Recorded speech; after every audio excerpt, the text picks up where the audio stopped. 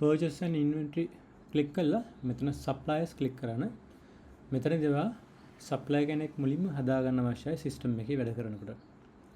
මේකේ වෙන්නේ ඔයාගේ products කවුද supply කියන්නේ මේකෙදි වෙන්නේ ඔයාගේ products කවුද supply කරන්න කියලා හදන එක.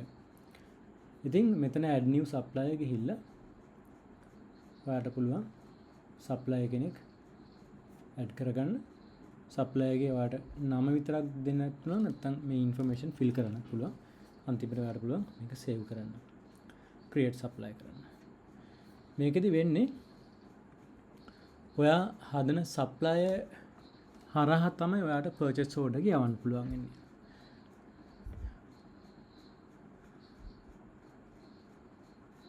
ඉතින් මෙතනදී ඔයාට පුළුවන් වෙනවා ඔයාගේ products create කරලා ඉවරුනාට පස්සේදී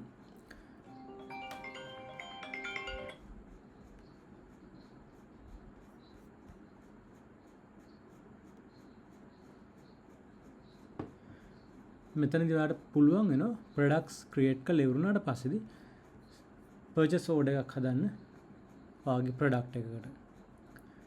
එතනදී ඔයාලට supplier select කරන්න අවශ්‍ය වෙනවා. ඊළඟට purchase date එක දාන්න අවශ්‍ය වෙනවා. ඊට පස්සේ ඔයාලට product එක select කරන්න අවශ්‍යයි. ඊට අමතරව ඔයාලට මෙතන variant එක select කරන්න අවශ්‍යයි.